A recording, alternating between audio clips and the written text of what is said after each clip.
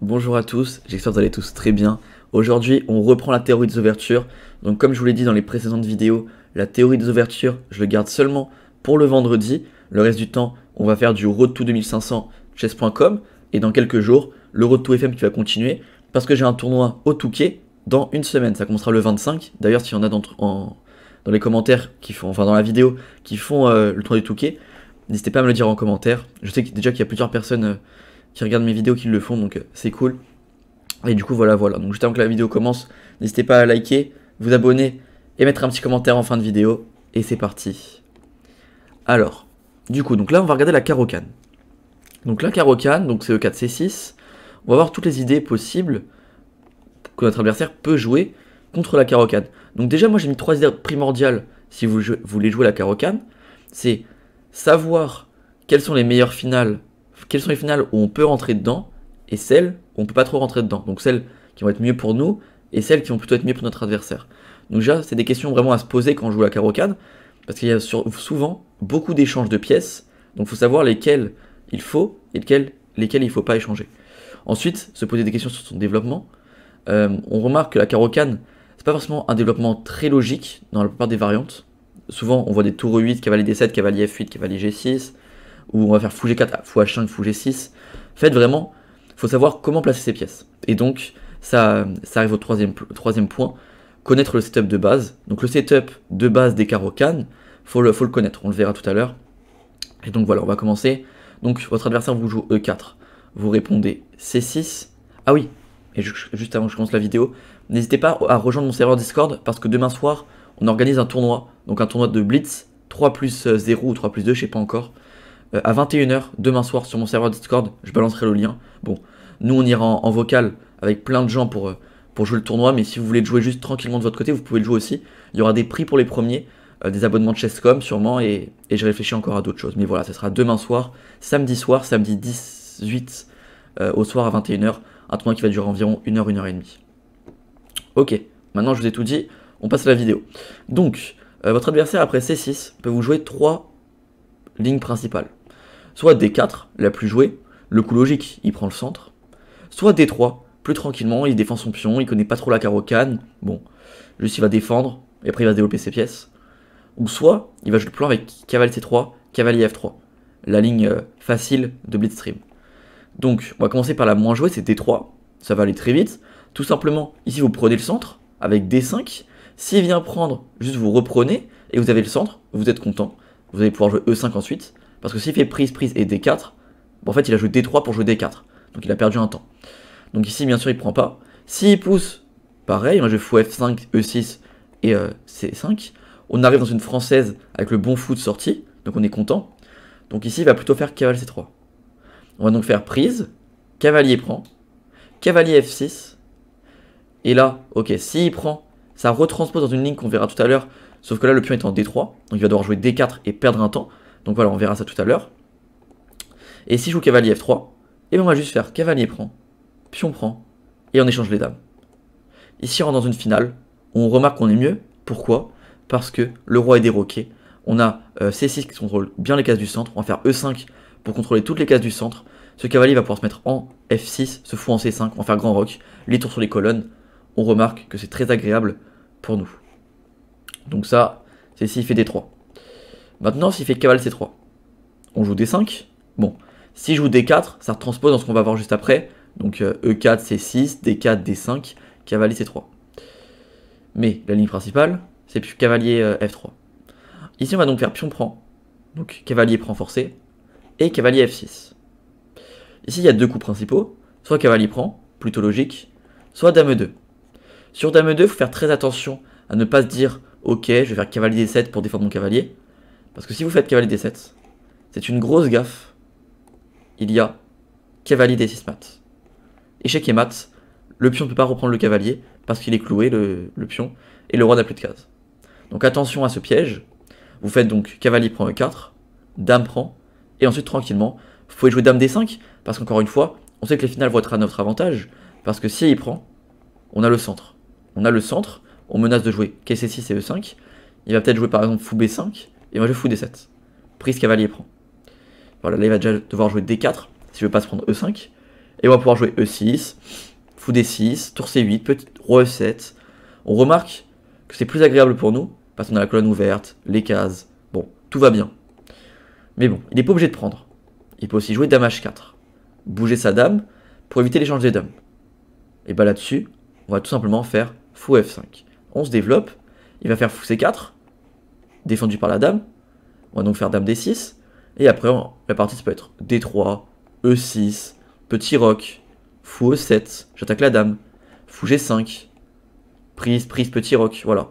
Ça peut être une suite de parties, et là on remarque qu'encore une fois, on est un peu mieux, on va pouvoir mettre ce cavalier en E5, en C5 ou en F6, mettre un pion en C5 pour vraiment contrôler toutes les cases du centre, tour D8, B5 à 5 à 4 aussi, il y a plein de plans différents, et on est vraiment bien. Donc maintenant ça c'est s'il faisait dame E2, s'il fait cavalier prend F6.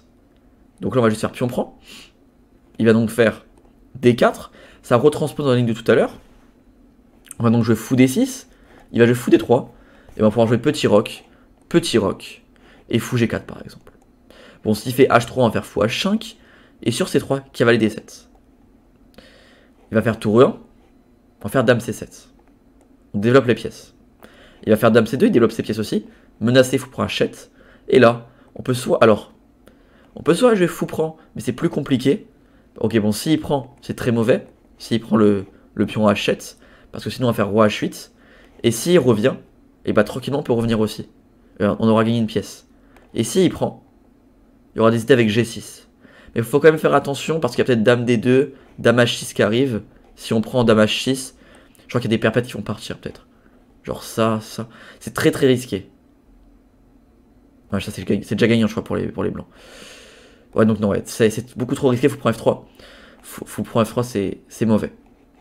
Je vais d'ailleurs l'enlever pour pas que vous vous trompez. Ici, on fait fou G6, on enlève la menace, il va donc prendre, et on fait H prend.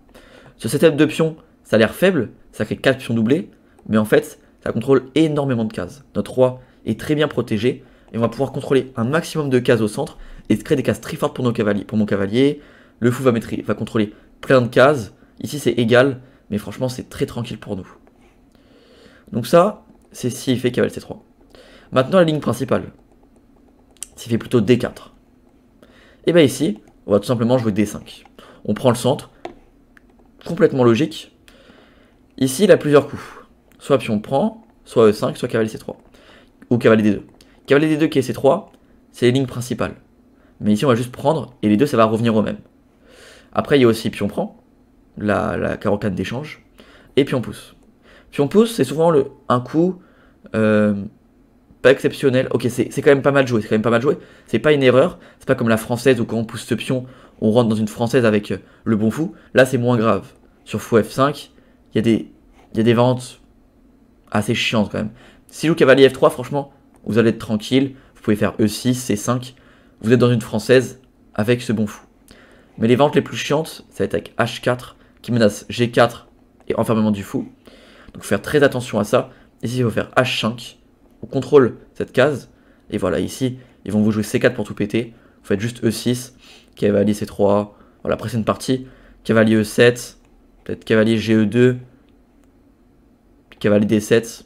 Voilà, après ça va être une partie, il va jouer cavalier G3, vous pouvez jouer fou G6. Après c'est une partie, vous allez mettre ce cavalier en F5, ce cavalier peut rebondir peut-être en B6, fou E7, petit ou grand roc. Et voilà, c'est une partie, vous avez aucun problème. Donc ça c'est sur E5, mais bon c'est pas beaucoup joué E5.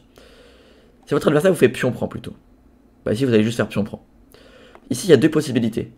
Soit il va jouer agressif avec C4, la panove, soit il va jouer C3 tranquillement. Enfin C3 ou cavalier F3, bref. L'ordre de coups ça change pas grand chose, ça va retransposer. Bah ici vous faites fou F5, cavalier F3, E6, et vous allez vous développer tranquillement. Juste un développement très basique, il va se développer aussi. Vous venez échanger les pièces, développement très basique, rien de choquant, et petit roc. On arrive fin de variante, on remarque centre, paire de cavalier, dame en D3, dame en D6, aucune faiblesse des deux côtés. Là, tout reste à jouer. Nous, notre idée, ça va être de faire une attaque de minorité, tour C8, tour B8, A6, B5, peut-être plutôt juste tour C8, A6, B5 avec tour C8, et on prépare B4 pour venir créer une faiblesse en C3, l'attaque de minorité. Donc ça c'est si je joue tranquille. Si maintenant il vous agresse avec la panove, C4. Bah, ici vous faites juste cavalier F6 tranquillement. Cavalier F3, ok C3 pardon. Cavalier C6, cavalier F3, fou G4. Il va venir prendre à un moment, parce que s'il prend pas, il va devoir développer son fou, par exemple fou E2, et là vous allez juste faire pion prend maintenant. Il va devoir reperdre un temps à prendre, donc il aura perdu du temps pour faire fou E2, fou prend. Et là on peut jouer E6, fou D6, petit roc, il a pion isolé. Il joue donc ici donc pion prend. On fait cavalier prend, et là il va faire... Alors s'il connaît pas, il va jouer tranquillement peut-être... Bon allez, s'il connaît pas, il va peut-être jouer tranquillement fou E2. Ici vous faites juste E6, mince, alors F6, pas trop recommandé. Juste E6, petit roc. Voilà, après c'est une partie quoi, fou E7, tout va bien. Maintenant, s'il joue agressif avec dame B3, il attaque et ce pion et ce cavalier. Comment faire? Ici, on va jouer fou prend F3. Il va devoir reprendre, parce que s'il prend, il peut pas reprendre ce cavalier parce qu'il y a mon fou, il peut pas prendre ce pion, parce que s'il prend ce pion, on fait cavalier DB4. La dame est enfermée, je menace de faire tour B8 pour la prendre, et je menace aussi de faire cavalier C2 pour gagner la tour. La partie est donc perdue. Ici, il va donc faire plutôt pion prend.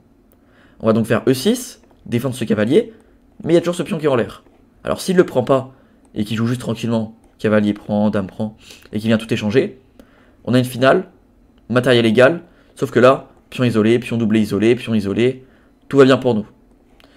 Le roi va se mettre en D7, tout va bien. Alors peut-être pas parce que c'est des fous H3, mais juste fou D6, petit roc, tour 8 sur C8, on prend les colonnes, cavalier B4 qui est C2, on prend les cases, tout va bien. Maintenant, si je joue dame prend B7, il ramasse ce pion, c'est pas une erreur, c'est juste très compliqué. Ici, on va faire cavalier prend D4. Il prend ça, on prend ça. Ici, il a un seul coup en fait, parce que s'il prend, on fait dame prend, cette finale-là, elle a notre avantage. Cavalier très bien placé, fou en B4, roi D7, tour D8, enfin tour 8, tout va bien. Ici, il a un seul coup, c'est fou B5 échec. Bon, pas trop le choix, on a qu'un seul coup, c'est cavalier prend. On va donc faire dame, il va donc faire... alors sur dame prend, on va tranquillement jouer dame D7. Prise, prise, prise, prise. On rentre dans cette finale, encore une fois, pion passé contre pion doublé isolé, et on va pouvoir faire fou B4, tour 8. Tout va bien, vraiment tout va bien. Maintenant il a un autre coup. Il peut aussi jouer dame C6. Il prend pas le cavalier directement. Mais alors à quoi ça sert? En fait sur dame prend, on peut jouer dame D7.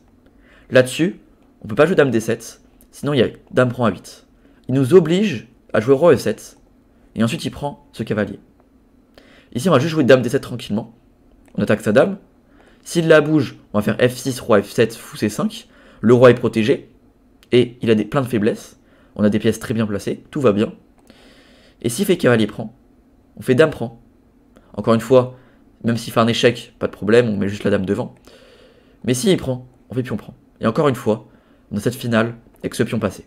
Des faiblesses, tout va bien. Donc voilà. Ça, c'est sur la panove, donc vraiment à bien connaître cette variante, parce que c'est compliqué. Maintenant, s'il joue cavalier C3, la ligne principale, comment réagir? Bon, ici, ici, on va faire pion prend, on n'a pas le choix, on prend ce pion. Attends, oui, ok, on va prendre ce pion, oui. Pas de choix, il va reprendre. On va donc faire cavalier F6. Ici, il y a de temps en temps, vous allez voir cavalier G3, mais il n'y a rien à savoir, vraiment juste vous vous développez, il n'y a aucun problème. Mais quasiment 100% du temps, vous allez voir cavalier prend. Vous faites donc E prend. Ici, il a deux coups principaux. Soit il va faire cavalier F3, soit fou D3. S'il fait fou D3, vous avez dame prend D4. Ça, c'est une variante jouée. Ils vont donner un pion pour avoir l'avantage du développement. Dame E2, fou E6, fou C4. C'est vraiment très dangereux. Faire très attention. Il ne faut pas s'attacher à ce pion trop longtemps. On va donc faire fou C5. On va rendre ce pion pour encore une fois savoir que cette finale-là, elle est mieux pour nous. Dame prend, roi prend. Pourquoi elle est mieux pour nous? On contrôle déjà les cases du centre. Le roi va se mettre en F7. Le cavalier a des cases très fortes au centre. Notre fou est mieux placé que le sien. Donc c'est léger avantage, mais c'est avantage quand même. Donc ça c'est si je joue fou D3 et donne ce pion volontairement. Mais si je joue cavalier F3, la ligne principale, il faut connaître le setup. Donc c'est fou D6, fou C4. On fait petit roc, il va faire petit roc. On met la tour en E8. Et on va mettre ce cavalier en F8. Il va soit faire tour prend, soit C3. Bon, s'il fait tour prend, on fait dame prend, fou D3, cavalier F8. On a le setup. Maintenant, on va devoir faire fou G4, dame D7, tour 8. Parce que la dame en 8, elle n'est pas très bien placée. Et pour avoir le setup complet, sur C3, on fait tour prend, cavalier F8. On va continuer par fou F5, dame D7 ou dame C7 au choix, et tour 8. Et ensuite, le cavalier pourra rebondir en E6 ou en G6. Et là, franchement, il n'y a rien eu de compliqué, et vous avez réussi à égaliser dans toutes les variantes, voire même des variantes où vous êtes mieux, ou des finales avec un petit avantage. Donc voilà, on a fait le tour pour la Caro-Kann. Voilà, 15 minutes, ça m'a paru complet. N'hésitez pas à me le dire en commentaire s'il manque des choses. Je vous ai proposé la variante cavalier F6 parce qu'elle n'est pas compliquée du tout. Elle permet franchement d'égaliser sans problème. Bien sûr, il y a toujours des variantes plus compliquées. Votre adversaire va jouer pas forcément les lignes principales, pas forcément les meilleurs coups, mais ça va être des coups qui vont plus vous déranger. Mais voilà, on peut pas tout voir. J'espère qu'en tout cas, cette vidéo va vous servir à bien comprendre la Caro-Kann. Et moi, je vous dis à bientôt. Je vous dis à dimanche pour le Road to 2500. On continue. 3e épisode dimanche. Allez, ciao.